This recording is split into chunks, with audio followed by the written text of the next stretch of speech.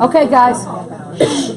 All right, working with very little sleep. I've been putting bids together for the last couple of days, so working on about 3 hours sleep in the last 2 nights. I haven't told the story in a while, and that's a shame, really.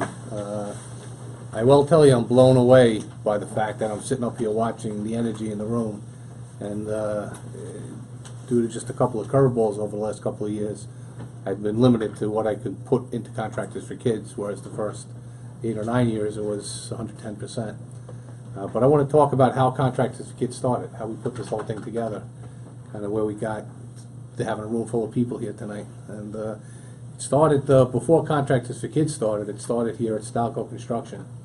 And we had gotten involved after my daughter was born 16 years ago, doing a couple of things here and there. And we were blessed guys. Started a business, didn't start with anything, and the business kind of took off a tiny bit. And it all started, there's a lot of in-betweens. I'm not going to try to cover it all. But the first time it started was we were lucky enough to be selected as the contractor for the U.S. Open. We provided all the union labor at the U.S. Open. Tiger Woods and the golf players were into play. And it was probably the first time in my life we earned a decent amount of money without really doing anything. And we were selected because Jack Kennedy, who was Building Trades Association, picked us. And we had to deliver checks once a week, and we made a great deal of money. And one morning I'm watching Channel 12 News, and I saw a family on Channel 12 News, Bradley from Bethpage. Ironically, we were working in Bethpage. And his parents were going through a real serious thing. The boy was having seizures 24/7. Very, very sick little boy. And they were going to go and do an experimental surgery on the little boy, but it wasn't covered by insurance because it was experimental. And they were going to refinance their house in order to pay for the surgery. And I'm getting dressed, getting ready for work, thinking to myself, very serious surgery. What if this kid didn't make it, and now they're going to have a second mortgage?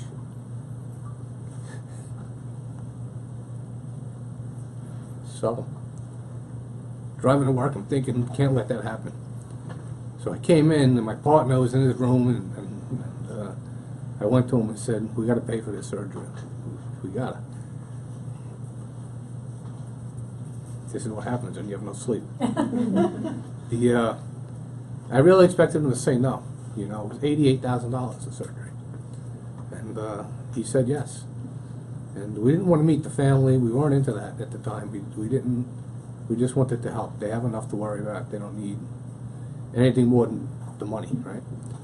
So we ended up paying for that, and we ended up donating the balance of what we earned there to Kevin Williams, a gentleman who died at 9/11, who was building a softball field out east. Good guy, electrician. And kind of it passed, and not that much further. We heard a story about a little girl, Nicole. If I use the whole names, because I have permission to. If I don't use the names, because I don't have permission to.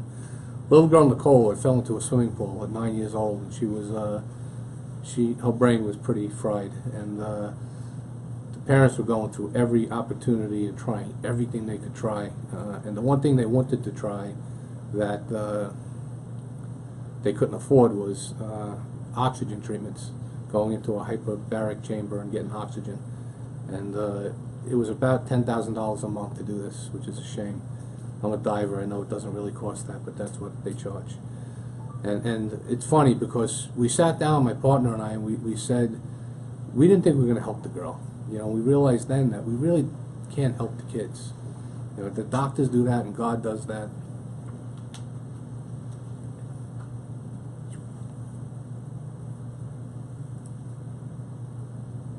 But I tried to put myself in their position. We, through a friend, knew how great they were taking care of this kid. But we also knew they were going to bed every night thinking, what if they could do this? So we gave them the opportunity to be able to do that. Didn't help. But at least now they can go to bed knowing that they did everything that they could do.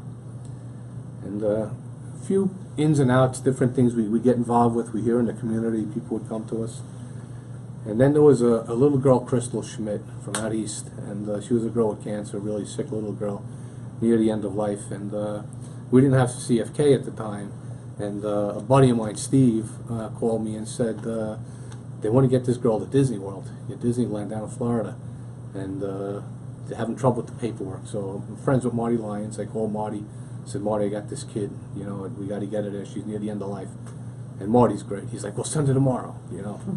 So I said, okay, let me get the information. And we were setting it up, and the family said the little girl had to go in for treatment.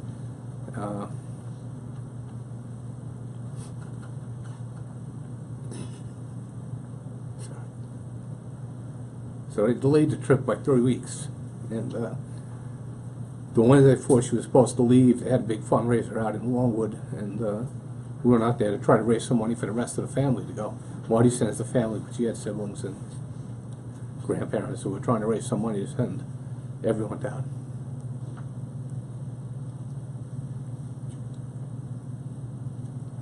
When we got there, she had passed away that day.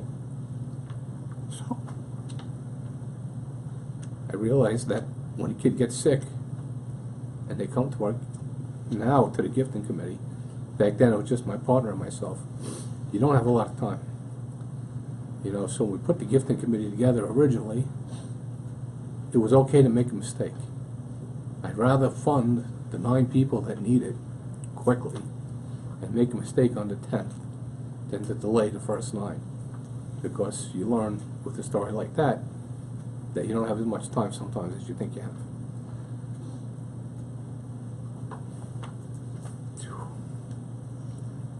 Very shortly thereafter, a little boy my daughter knew from a town over. I used to live in the town at the time. He was diagnosed with cancer, but it was a pretty non-threatening form of cancer, we thought. And he was doing okay. He didn't make his first day of kindergarten, so we sent the school bus out and tried to make it, you know, the day of it for the kid. And we get a phone call that the kid woke up in the middle of the night coughing up blood. And they threw him in the car and rushed him to Stony Brook, and he was dead on arrival. Medicine killed him. And I knew the family very well, and his family, you know, Mama stopped working to take care of the kid. Daddy was struggling big time. And I knew they didn't have enough money to bury their kid. And again, everything that we did, we kind of internalized. I tried to put myself in the mindset of not having enough money to bury my own child. And believe me, the good part of my life, I would have been there, so I understand. So my partner and I, we wrote a check, and I went out at 2 o'clock in the morning. I dropped it in the mailbox. We never wanted to meet the families. We just kind of did what we did. But then I realized that you just never know, you know. And soon after that, we started getting an influx of people looking for help, and we were doing the best we could to help as many as we could, for as long as we could. And that's when I said, you know what, we can't keep this up. So we decided just to try to get, I think, 100 people, Deb, out at the Riverhead Aquarium. And we were going to try to raise 35,000 people, $35,000. That was our goal the first year. And the first year we had 550 people, and we raised about $250,000.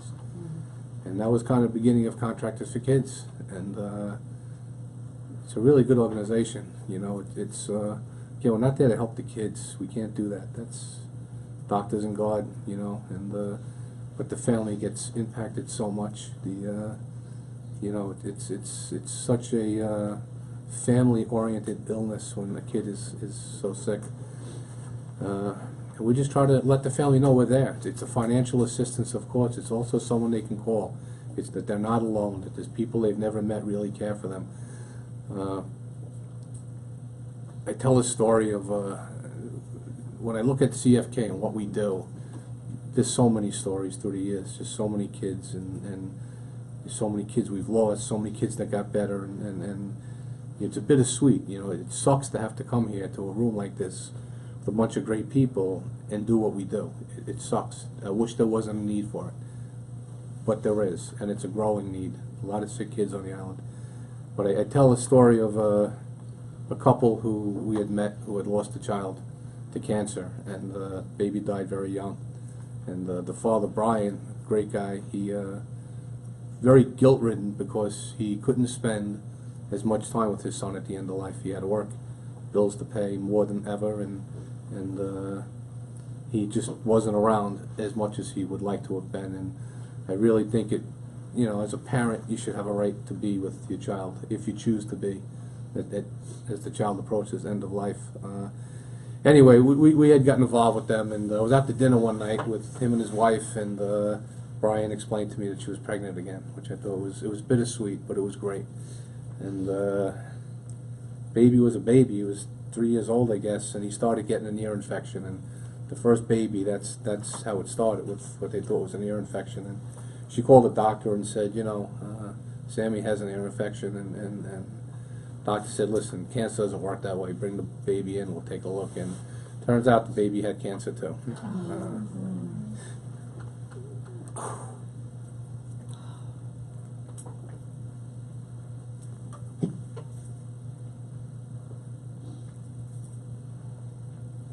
So the difference is, due to CFK and people like us in this room, Brian was able to spend a tremendous amount of time with his baby till the end of life. He was able to travel with the baby for treatment out of state, and he had no regrets as far as his ability to be there for his kid. And that's kind of CFK in a nutshell.